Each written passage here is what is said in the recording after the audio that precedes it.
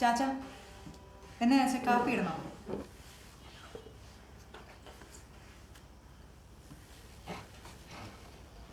എന്നാ ചാച്ച? മോളെ, ഒരു കാര്യം പറയാനായിരുന്നു.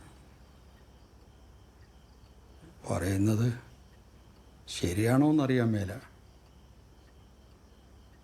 അവൻ്റെ കാര്യം ഓർമ്മിക്കുമ്പം വലിയ പേടിയാ. അവനെ ഞാനിങ്ങനെ ഒന്നും കണ്ടിട്ടില്ല. ചാച്ചൻ്റെ ഒരു അപേക്ഷ, എന്തെങ്കിലും മാർഗമുണ്ടെങ്കിൽ മോക്ക് ഇതിൽ നിന്നും മാറിക്കൂടെ?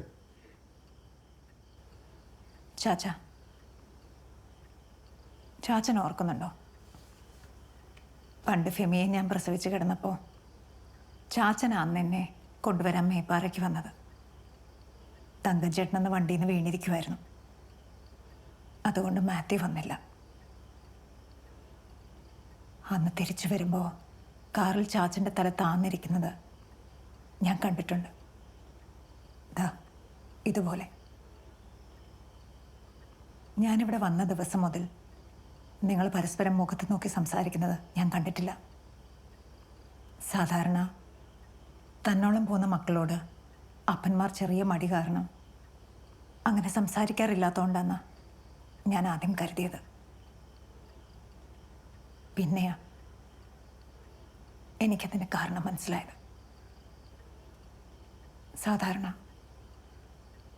പെൺകുട്ടികൾക്ക് കല്യാണം കഴിയുമ്പോൾ ഭർത്താവിനെ കിട്ടുക. എനിക്കത് കിട്ടിയില്ല. പക്ഷേ എനിക്കൊരപ്പനെ കിട്ടി. എനിക്ക് എൻ്റെ അപ്പനേക്കാൾ ഇഷ്ടമാണ് ചാച്ചനെ.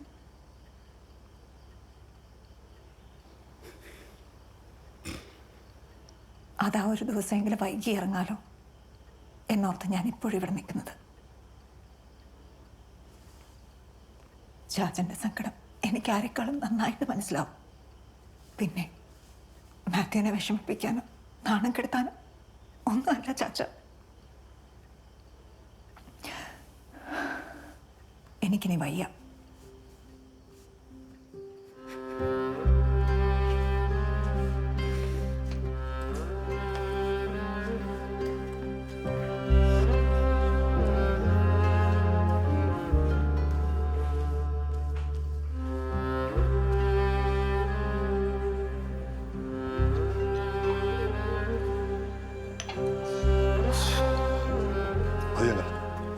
നമുക്ക് പോയേക്കാം. വാ. നീ അടിച്ചോടാ. വേണ്ട, എൻ്റെ കാശ് ഒമ്പടി ഉണ്ടോന്നേ. അതുകൊണ്ടല്ല, മതി. വാ, പോവാം നമുക്ക്. നമ്മുടെ ഡ്രൈവിംഗ് സ്കൂൾ ഇപ്പോൾ പഴയ പോലെ ഒന്നും അല്ല. ഒത്തിരി പെൺപിള്ളേരാ. കാരണവന്മാർക്ക് അവരെൻ്റെ അടുത്ത് വിടാൻ ഭയങ്കര വിശ്വാസമാണ്. അതന്നെ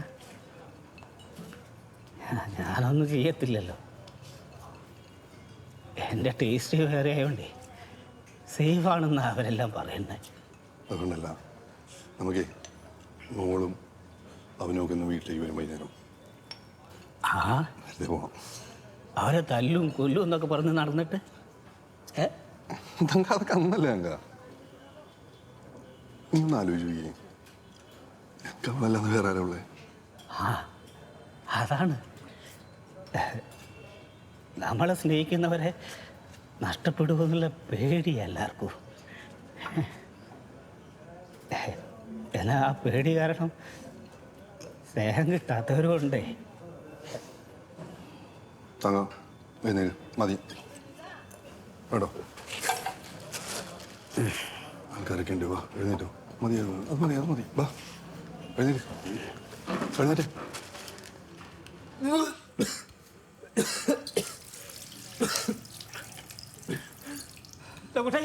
നീ എന്നെ എവിടെ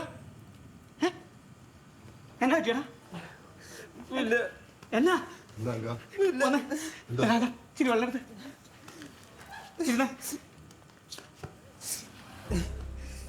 എന്നതാടാ? വയ്യ തങ്കപ്പാപ്പി, എല്ലായിടം കളിയാക്കലും കബിൻ്റെ അടിയും എല്ലാം കൂടെ എനിക്ക് താങ്ങാൻ പറ്റുന്നില്ല. ആരുമില്ല. നിനക്ക് നിന്റെ അമ്മല്ലടാ, കുഞ്ഞിപ്പെണ്ണ് നിന്റെ പെങ്ങളല്ലേ?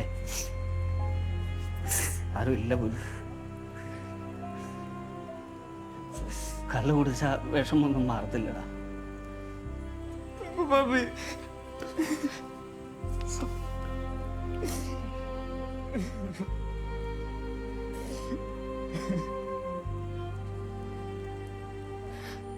സഖാവേ, അവർ വളരെ ഊർജിതമായ കാര്യങ്ങളൊക്കെ നീക്കുന്നുണ്ട്. ഈ പരസ്യപ്രചാരണത്തിൻ്റെ കാര്യങ്ങളാണെങ്കിലും വീടുകൾ കയറി ഇറങ്ങുന്ന കാര്യത്തിലാണെങ്കിലും അവർ നമ്മളെക്കാളൊക്കെ ഒരുപാട് മുന്നിലാണ്. പിന്നെ മാത്യു സാർ ഈ കാര്യങ്ങളിലൊക്കെ കുറേ കൂടെ സീരിയസ് ആകണമെന്നും പൊതുവായൊരു അഭിപ്രായം കൂടി ഉണ്ട്. ഈ പറഞ്ഞതിനോട് എനിക്ക് വിയോജിപ്പുണ്ടേ. കാരണം ഇന്നലെയും കൂടെ കാവുംഭാഗത്തുള്ള 30ഓളം വീടുകൾ ഞങ്ങൾ കവർ ചെയ്തതാണ്. പിന്നെ പ്രവർത്തിക്കുന്നില്ല എന്ന് പറയാൻ എങ്ങനെ സാധിക്കുന്നു? തീർച്ചയായിട്ടും എനിക്ക് പറയാനുള്ളത് അതാണ്. നമ്മുടെ പ്രവർത്തനങ്ങൾ ഇത്തരത്തിൽ ഊർജ്ജസ്വലമായിട്ട് മുന്നോട്ട് പോവുകയാണെങ്കിൽ നമ്മൾ വിജയിക്കുക എന്നതിൽ യാതൊരു സംശയവുമില്ല. പിന്നെ സാധാരണ ഇലക്ഷനേക്കാളും കൂടുതൽ പ്രതിസന്ധികൾ മറികടക്കേണ്ടതായിട്ടുണ്ട് എന്നത് യാഥാർത്ഥ്യമാണ്. ഇവിടെ ഈ ജോമോനച്ചൻ ഈ പുരോഗമനമൊക്കെ പറഞ്ഞു നടക്കുന്നേ ഉള്ളൂ. അവിടെ അങ്ങ് ബിഷപ്പ് ഹൗസിലെ കാര്യങ്ങളൊക്കെ മാത്യു സാറിനെതിരായിട്ടാണ് നീങ്ങുന്നത്. പിന്നെ അവന്മാരുണ്ടല്ലോ അവിടെ കയറി നന്നായി നിരങ്ങുന്നുണ്ട്. ഈ വക കാര്യങ്ങളിലൊക്കെ പാർട്ടി എങ്ങനെ മറികടക്കാം എന്നുള്ളതിനെക്കുറിച്ച് ഉന്നതതല ചർച്ച നടക്കുന്നുണ്ട്. കേട്ടോ, അപ്പോൾ അതിന് തീരുമാനങ്ങൾ എന്തായാലും ഉടനെ തന്നെ ഉണ്ടാവുകയും ചെയ്യും. കൺവെൻഷൻ അപ്പോൾ ഏകദേശം അവസാനിക്കാറായ സ്ഥിതിക്ക് എങ്ങനെയാണ് കാര്യങ്ങൾ? ആയിക്കോട്ടെ. മീറ്റിംഗ് കഴിഞ്ഞില്ല. ജോസഫ് ഏട്ടൻ കുറച്ച് കാപ്പി അറേഞ്ച് ചെയ്തു. അത് കുടിച്ച് നമുക്ക് ഇനി സഹായിക്കാം.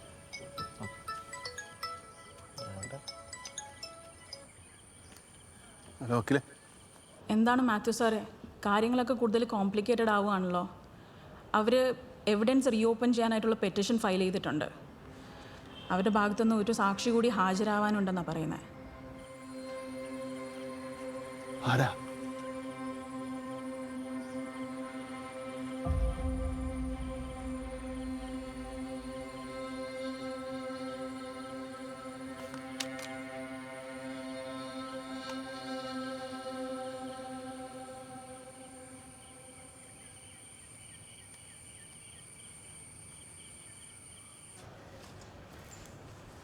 IA 318/19, നോപ്പി number 47/19, petitioner Omana Philip, respondent Mathew Devasi.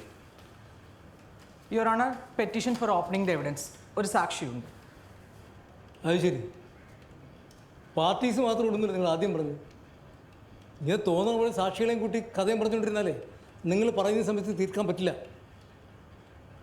ഇവിടെ ബാക്കിയുള്ള കേസിനൊന്നും ജഡ്ജ്മെൻറ്റ് പറയാൻ വേണ്ടി സമയമില്ല. എന്നും ബെഞ്ചിറങ്ങുന്നത് 6 മണിക്കാണ്. യുവർ ഓണർ, ഒരു സാക്ഷിയേ ഉള്ളൂ. അധികം സമയം വേണ്ട. സ്റ്റാർ വിറ്റ്നസ് ആണ്. Respondent side any objection? Only formal objection your honour. Evidence may be reopened. ആൾ വന്നിട്ടുണ്ടോ? വിളിച്ചോളൂ.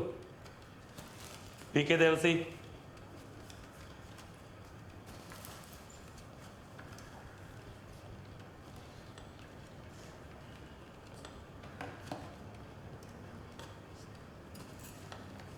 ഇതാരാ? എതിർകക്ഷിയുടെ ഫാദറാണ് യുവർ ഓണർ. കയറി നിന്നോളൂ.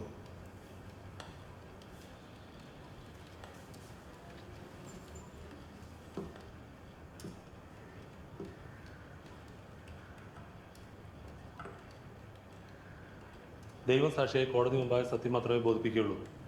ദൈവം സാക്ഷിയായി കോടതി മുമ്പാകെ സത്യം മാത്രമേ ബോധിപ്പിക്കുകയുള്ളൂ. സാർ ഇവിടെ കൊടുത്തിട്ടുള്ള തെളിവ് സത്യവാങ്മൂലത്തിൽ പറഞ്ഞിട്ടുള്ളത് സാറിൻ്റെ മകൻ മാത്യുവിനെതിരെ ഓമന കൊടുത്തിട്ടുള്ള അലിഗേഷൻസ് എല്ലാം സത്യമാണെന്നാണ്. ഇറ്റ്സ് ഓക്കെ സാർ, അതിവിടെ ബൈൻഡിങ് ഒന്നും അല്ല. സാറിനെ കൊണ്ട് നിർബന്ധിച്ച് ചെയ്യിപ്പിച്ചതാണെന്ന് വ്യക്തമാണ്. സാർ ഇവിടെ യഥാർത്ഥത്തിലുള്ള കാര്യം മാത്രം പറഞ്ഞാൽ മതി. എൻ്റെ പൂർണ്ണ സമ്മതത്തോടും ബോധ്യത്തോടും കൂടിയാണ് ഞാനത് കൊടുത്തിരിക്കുന്നത്. അതായത് നിങ്ങൾ പറയുന്നത് നിങ്ങളുടെ മകൻ മാത്യു ഹോമോസെക്ഷൽ ആണെന്നും ഓമന ആവശ്യപ്പെടും പോലെ ഈ ബന്ധം വേർപിരിയണം എന്നുമാണോ? അതെ. ഇത്രയും കാലം ആ വീട്ടിൽ നിങ്ങൾക്ക് കൂട്ടായിരുന്ന താങ്ങായിരുന്ന ഓമന എന്ന നിങ്ങളുടെ മരുമകൾ ആവശ്യപ്പെട്ടതിനാൽ അവരോടുള്ളൊരു സ്നേഹത്തിൻ്റെയും അലിവിൻ്റെയും പേരിൽ മാത്രമല്ലേ സർ സത്യമല്ലെന്നറിഞ്ഞിട്ട് നിങ്ങൾ ഇത്തരത്തിൽ കള്ളസാക്ഷി പറയുന്നത്? അല്ല. ഇത്ര കൃത്യമായിട്ട് സാറിന് എങ്ങനെയാണ് മാത്യു ഗേ ആണെന്ന് പറയാൻ കഴിയുക? മറ്റു തെളിവുകൾ എന്തെങ്കിലും ഉണ്ടോ? മാത്യു എൻ്റെ മകനാണ്. That's all. മീറ വക്കീലെ, റീ ക്ലാരിഫിക്കേഷൻ വേണ്ടി 2 ചോദ്യങ്ങൾ യുവർ ഓണർ. എപ്പോഴാണ് മാത്യു സ്വവർഗാനുരാഗിയാണെന്ന് താങ്കൾ തിരിച്ചറിഞ്ഞത്? ചെറുപ്പത്തിലെ അറിഞ്ഞിരുന്നു. പിന്നെ എന്തിനാണ് വിവാഹത്തിന് സമ്മതിച്ചത്? സമ്മതിക്കുകയായിരുന്നില്ല. വിവാഹം കഴിക്കണമെന്ന എൻ്റെ നിർബന്ധത്തിന് മാത്യു വഴങ്ങുകയായിരുന്നു.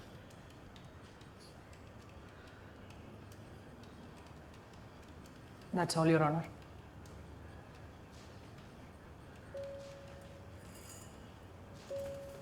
ഇറങ്ങിക്കോളൂ, ഒപ്പിട്ടിട്ട് പോകണം.